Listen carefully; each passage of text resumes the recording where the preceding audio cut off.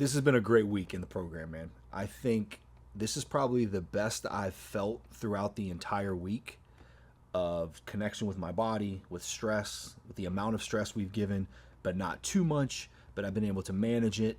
But I love the way the week laid out, the way the team kind of bonded together. How are you feeling after this week? Way better than I did last week. When we first got back into RDLs, I was so sore after Monday. It carried on through to the following weekend.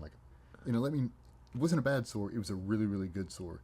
And this week did the same kind of movement pattern, still knocked out RDLs, but I felt like it primed me for today. You know what I mean? Like there's that tightness, but it's not a soreness. It's a prep. Like a taut, like you feel taut, you feel connected. Yeah, I feel like there's no slack in my rope right now. Like I feel primed and ready to go. So when we unracked today, like I felt strong. I felt connected. I felt like my balance was there. My unracks were nice and smooth. Like I feel like I can really push today, but I felt very grounded.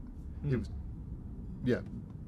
It's funny you say that. Like this is probably the best I felt on a Thursday in a very long time. Usually by the time we finish Thursday, I'm like, oh, I can't wait for Friday. I need a feel-good arm day. Like I'm dragging. This Thursday, I unracked. I was like, oh, brother, I feel good today. Yeah. Yeah, the movement pattern's been awesome. The compound movements throughout have been really, really nice. We really emphasized this past week those differences of lower body attacking. So that loading that hinge, that RDL like you spoke about, while integrating, we did a little bit more on the core work yesterday than we have been kind of riding that low day, but then picking it up today. But I think that just sets up what we're doing next week, rolling into next week. I think next week, not only are we still going to load those patterns, but we don't want to add too many changing variables at one time. I want people to know when they're doing the program, especially us here, like what is working. If we change too many things at one time, what effect are we chasing? But next week, as we get into continuing to load those patterns, but then getting back into some of those more dynamic, explosive movements, those athletic movements. So a dynamic row we're going to throw back in, which we haven't done. A dynamic press, which we haven't done since the old gym with the swinging barbell, and then getting back into some plyometrics, getting that elasticity of that lower leg, but building that strength and now rolling into that. I think next week is going to be probably one of the best weeks we've had. I love those dynamic row patterns and press patterns. Yeah. It's funny you say, like, we haven't done them since we moved the gym. Yeah. And they are really, really good, man.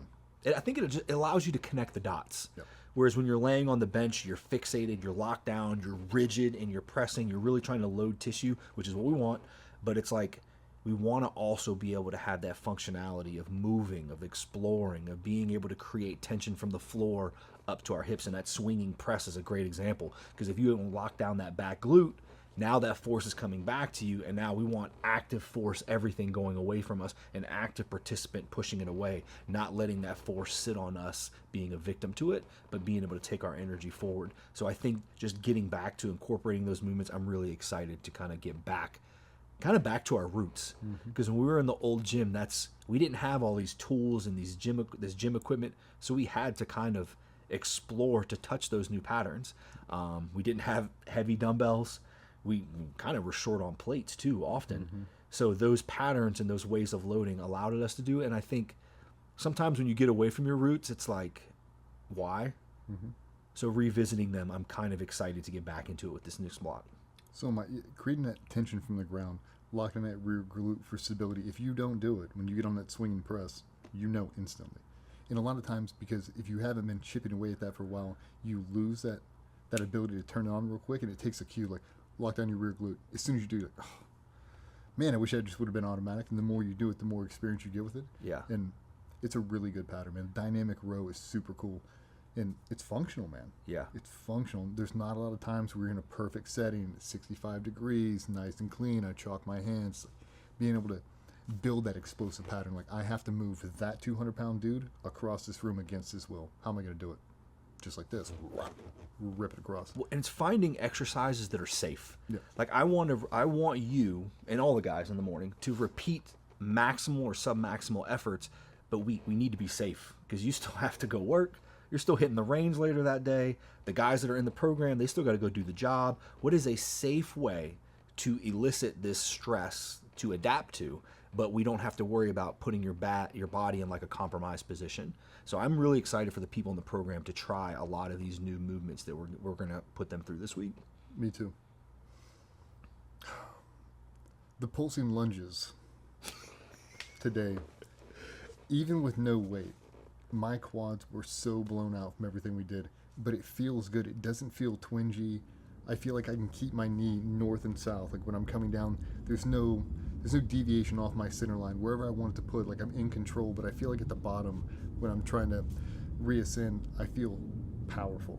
I feel like I could explode out of this thing if I want to, but I feel the stretch on the way down because there's so much blood packing your quads. I feel that stretch, and it's like, in a good way. Like I feel this now. I can do it slow and controlled. If I need to create explosive power, I can do it right out of the hole. It's like, yeah, I really feel connected now. It's building that robustness. Like people ask, like, how often do we change movements? How often we need to?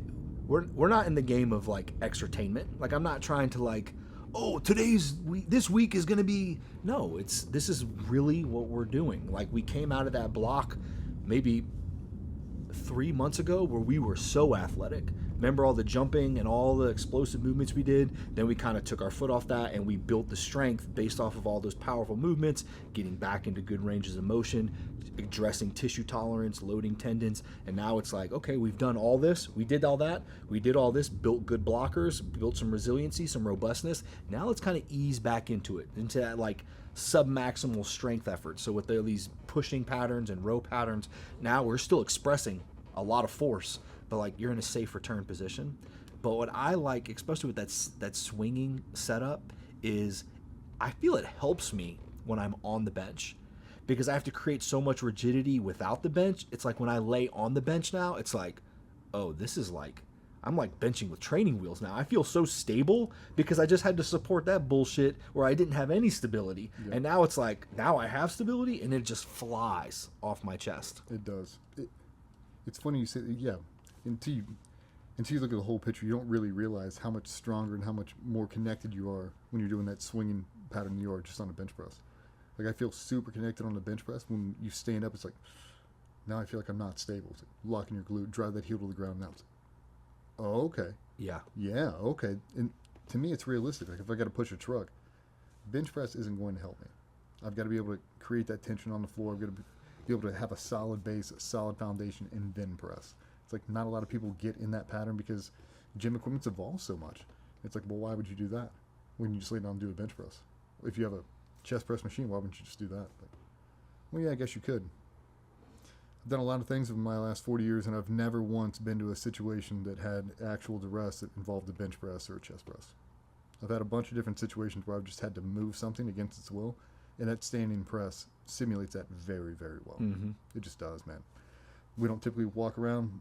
I can't think of a single scenario where I've been laying on my back and I've had to press anything off me, right? I'm trying to chase hypertrophy, but I've been in a lot of situations where I've been standing vertical and I have to move something. I've got to push a truck. I've got to push a fridge out of the way. I've got to do something. Like that, to me, it's really beneficial, especially for the tactical athletes out there. Like you're vertical. You're standing up. Now create force. If you don't know how to do that, you don't know how to lean your body, you don't know that magical sweet spot, you're not going to just figure it out. You might not have time to figure it out. You might have to go one and done right now. Yep. And if you've built into patterns, you always say connecting the dots. If I have those reps in reserve, or I have the training experience because I've been put in all these really awkward, precarious situations when I'm faced with actual challenging realities, I already have it might not be the exact move, but it's pretty similar. If I have to push a truck right now, how am I going to do it? Not off a bench press setup, just like the hanging press.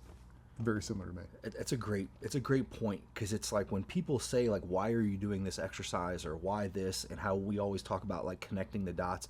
To me, it's just giving yourself options. If I can put myself in a position that feels similar, if I ever had to do that or jump up on something or land on something or yank someone violently, like I know in my brain, in my subconscious, like I can do this. Mm-hmm. Like I don't have to wonder like that monkey bar thing, like I'm going to grab this thing, but I don't know. Like, I don't know. That if you know that you can do something and you feel confident, you are always going to approach that situation with a probably a better outcome at the end. Because you're not grabbing something. I know if I'm going to wrestle with you and I know I can't win, I'm probably going to hurt myself. Mm-hmm. But if I think I can win, I think I have a chance, I'm probably going to, I might not win, but I guarantee I'm probably not going to hurt myself. Mm-hmm. Because I'm going to go into that situation like I got this. And I think that is what this week of connecting the dots, involving all the rotational core movements, getting more dynamic with our body. I think people are going to really enjoy it. I do too. I always do. Anytime we start putting the explosive patterns, I really connect well with that. Because to me, it's based off reality.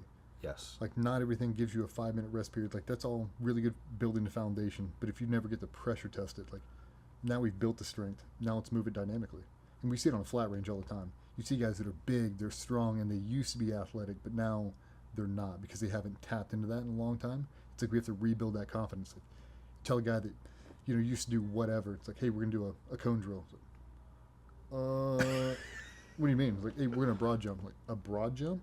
Like, what do you mean? Like, just jump as far? They don't have anything in them. Hey, we're going to do a box jump. I haven't box jumped in 25 years. Well, there are a lot of times in reality where you're going to have to be able to jump, move, change direction super dynamically. And if you haven't repped that at all, it's going to feel very, very foreign to you. No different than standing up on a surfboard. Never done it. Do it right now. You're going to eat shit a bunch of times. Like, give the guys options, like you said. I would go on to that and say, you probably won't even attempt it. No. Like, if I'm in a situation where I know, like, let's say you're jumping, because you've mentioned jumping on a tailgate.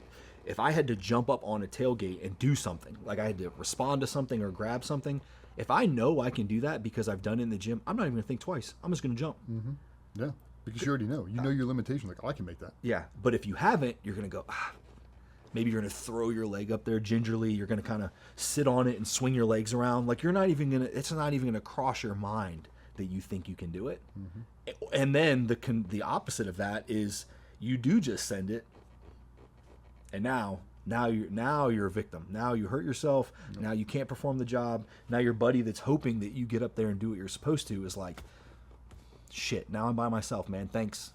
Nope. Thanks that you didn't meet the bar, and now I have to pick up your slack. Like, it's this sort of block that we're kind of moving into. I'm excited because not only are we going to get the aesthetics and the strength because we're not peeling back on that. Like, I really like where we're at, but kind of getting back to our roots with the dynamic movements and stuff.